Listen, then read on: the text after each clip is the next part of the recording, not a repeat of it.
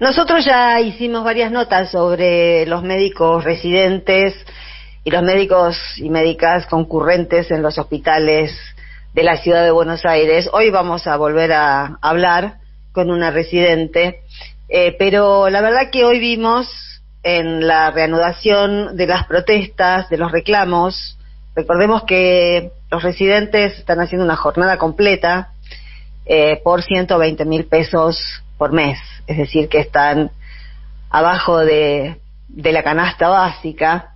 Les resulta por la carga horaria muy difícil conseguir otro trabajo, con ese que tienen no llegan, pero además, bueno, les cayó la policía de la ciudad. Fue muy impresionante ver cómo frente a la jefatura de gobierno de la ciudad de Buenos Aires desfilaba una cantidad de policía pertrechada, cuando del otro lado estaban esos y esas a quienes se recurre en los momentos de emergencia, ¿no? En los momentos donde está sucediendo algo grave, y son esos y esas que estaban ahí en la puerta de la jefatura de gobierno, generalmente los que nos atienden, no en los hospitales públicos. Hay quien dice que Larreta está haciendo estas demostraciones de fuerza bruta con los estudiantes secundarios, con los médicos de los hospitales públicos, porque hay encuestas, ¿no?, que están demandando este tipo de escenas. Y la verdad que si eso es así, bueno, el daño es mucho más profundo de lo que uno pensaba, y es posible que el daño sea más profundo de lo que uno pensaba, porque no estamos ante una cuestión ni siquiera ideológica, estamos ante una cuestión casi moral, ¿no? Ante una cuestión ética. Si a través de toda la parafernalia de medios y de discursos que compiten entre sí para ver cuál es más troglodita, cuál es más clasista, cuál es más racista, esta gente ha logrado que en 15 años de gobernar esta ciudad, que supo ser bella, supo ser hospitalaria, supo ser en algunas cuestiones avanzada, y ahora es una ciudad cavernícola, es una ciudad hostil, es una ciudad llena de gente agresiva, llena de gente de mal rictus. Si en esta ciudad el electorado del PRO está queriendo ver cómo la policía gasea a los médicos o a los estudiantes secundarios, estamos realmente mal. Y el daño ya es tan profundo que es cultural. Así que bueno, veremos, hoy vamos a estar charlando con una de las médicas, veremos cómo sigue este tema, pero a mí lo que me preocupa es esto, ¿no? Es esa insistencia en que esta gente, incluso Macri, que están actuando tan aparatosamente, tan ridículamente fachos, tan excesivamente actuado, ¿no? Tan con esa especie de, no sé, el otro día vi el video de cuando casi se ahoga con el bigote, el día que se casó, que se puso el disfraz de Freddie Mercury y parece que le salvaron la vida porque estaba blanco, se había tragado el bigote. En aquel momento parecía que el electorado de la ciudad de Buenos Aires quería algo light, y habría que reflexionar cómo hizo este grupo de personas que formaron un partido político para pasar de lo light a la crueldad, ¿no? Es interesante, porque uno en general cree que de lo light se pasa a la tontera, que de lo light se pasa, no sé, a algo divertido, como son ellos, ¿no? Que les gusta todo lo que sea divertido. Lo que no es divertido es un plomo, leer es un plomo, pensar es un plomo, explicar es un plomo, de lo único que se puede hablar es de fútbol. Bueno, es interesante ver cómo el paso siguiente a esa insoportable levedad del ser devino en crueldad, porque si el electorado de esta ciudad está pidiendo eso, bueno, Entonces la idiosincrasia de esta ciudad ha cambiado y ha cambiado en el peor de los sentidos que se pueda imaginar, porque ¿cómo puede ser que el objeto de odio de una ciudad sean los chicos del secundario de las escuelas públicas y los médicos que atienden en los hospitales públicos? Es realmente descabellado. Pero como estamos viviendo una época descabellada, a propósito de que ahora con el paro por tiempo indeterminado y con el precio que tienen las prepagas, ahora hablamos 2 minutos de eso, bueno, ojo con caer en el hospital público, ojo con caer en el hospital público y que te tenga que atender un mal pagado, ¿no? Y por otro lado, yendo al tema de las prepagas, bueno, el tuit de Cristina que decía que, bueno, que esto es textual, resulta francamente inaceptable el aumento del 13,8% a las prepagas, que vienen aumentando desde abril todos los meses, un 10%, un 8%, un 12%, otro 10%. La cuestión es que anualmente este año ya llevan un aumento del 114% anual, 20% más que la inflación.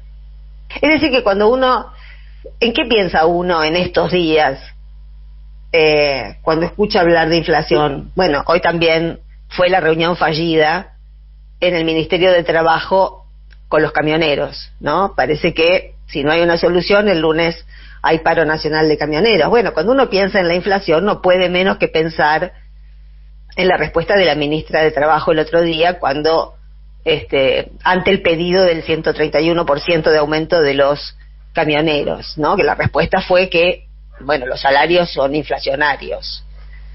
Y uno se queda pensando, ¿y los aumentos de las prepagas no son inflacionarios? ¿Y los aumentos de los fideos no son inflacionarios? ¿Y los aumentos de la yerba y el aumento de la lechuga no son inflacionarios? Entonces, hay algo que no está cerrando. Cuando Macri dice, hay que, para derrotar al populismo, hay que combatirle el relato, más allá de las críticas que se le pueden hacer a Macri, que se le deben hacer a Macri, uno se queda pensando, ¿en qué relato? Si todo lo que escuchamos últimamente es contradictorio con lo que pensamos siempre. ¿Cómo el salario de los trabajadores va a ser inflacionario y el aumento de las prepagas no? Y el aumento de los productos básicos no. Hay algo, y por otro lado, para seguir un poco con las incongruencias, bueno, ayer se aprobó el presupuesto, pero no se aprobó,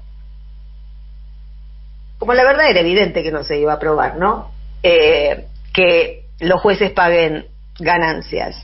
Todos a su turno, todos, Lorenzetti, todos, cuando llegue el momento de quedar bien, de parecer civilizados, de parecer probos, de que les aprueben los pliegos, bla, bla, bla, ahí hay relato, ¿no? Queremos igualdad ante la ley, bla, bla, bla, bla. Pero también ayer decían que querían seguridad jurídica.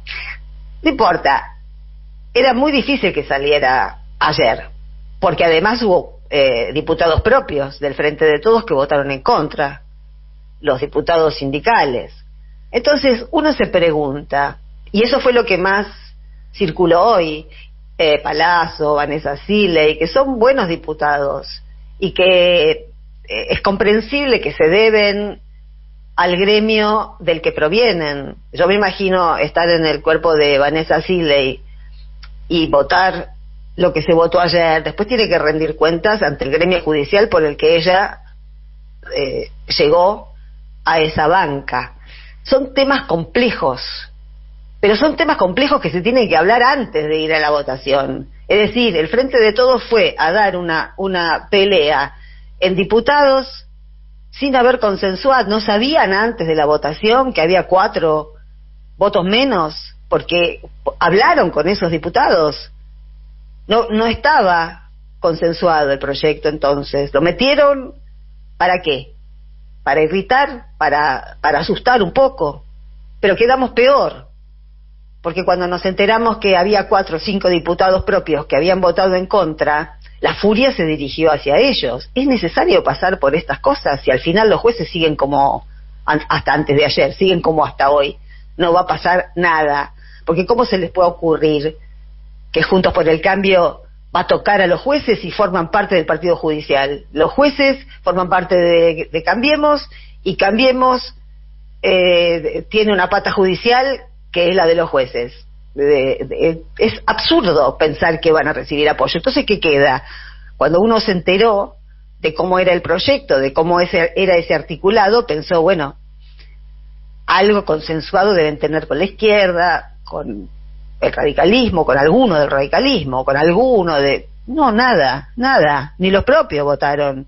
¿Es necesario pasar por estos motivos que suman irritación a la irritación que ya existe, por miles de motivos objetivos que no son ideológicos, son problemas de la vida real, de la vida cotidiana de la gente, que no da más? Entonces, bueno, la verdad que seguimos atravesando y seguiremos atravesando, porque la crisis se agrava. Es posible que a partir del año que viene, recién estaba leyendo que finalmente se va a cerrar el acuerdo con Estados Unidos para intercambiar información sobre el dinero argentino que está depositado en Estados Unidos, y eso puede ser un gran beneficio para la Argentina. También se va a armar bardo, también va a haber acusaciones, va a ser el gran hermano que va a estar mirando cuentas offshore. Bueno, con cualquier cosa que equivalga a un poco más de transparencia, se va a armar bardo. Pero a mí lo que me preocupa es que cuando uno dice que lo que viene notando en todos estos años de gobierno es que hay una disfuncionalidad en la manera de gobernar. Hay algo que no funciona, hay una coordinación que no funciona, no hay una concepción común entre los diferentes ministros sobre cuál es el relato, justamente. ¿De qué estamos hablando? ¿Por qué no unificamos la mirada? Cuando el presidente estaba en la tónica de la terapia de grupo, del diálogo, del diagnóstico, de todo eso, muchos decíamos que por ahí no era, que por el lado de la moderación, que no había lugar en este mundo, parece una frase de bolero, pero no hay lugar en este mundo para la moderación. A los moderados se los llevan puestos, y es posible que a los no moderados también, pero por lo menos es otra actitud más honesta con uno mismo, de pararse ahí y decir cuál es el relato, porque el relato no es algo malo. Macri lo dice como si fuera algo malo. El relato es la perspectiva histórica que tiene cada partido político o cada sector político. El relato es cómo se cuenta el pasado, cómo se cuenta el presente y qué se propone para el futuro. No hay manera de hacer política sin un relato. Y a este gobierno le falta relato. ¿Por qué? Porque volvimos para ser mejores, porque volvimos para no ser kirchneristas. Ese es, en definitiva, lo que uno deduce después de 3 años y medio de gobierno.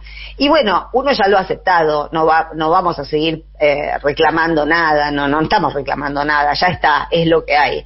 Pero, por lo menos, los que tienen poder de decisión, que no son tantos, pónganse de acuerdo. ¿Qué es inflacionario y qué no es inflacionario? Porque estas contradicciones de ver que sector por sector de cada uno de los privilegiados saca su tajada, y siempre, indefectiblemente, los que tienen que pagar son esos que, según el contrato electoral del 19, iban a ser los primeros, y además se piensa en una reelección. Hay algo sin ton ni son acá en el medio, y es precisamente que no hay relato. Si queremos aportar algo para el futuro esto no tiene sentido echar más leña al fuego ni seguir criticando al gobierno, son cosas que uno dice porque las ve, pero sin ánimo de daño, porque tampoco puede mentir, no puede decir que está todo divino cuando ve las contradicciones. A mí me molestan mucho las contradicciones, me molestan mucho porque lo que implican para una sociedad es que realmente la cosa está a la deriva y no hay una visión homogénea de cuál es el rumbo que tenemos que seguir. La etapa redistributiva, si es que la va a haber, tiene que empezar ayer. Y si no la va a haber, estamos entregando el 23.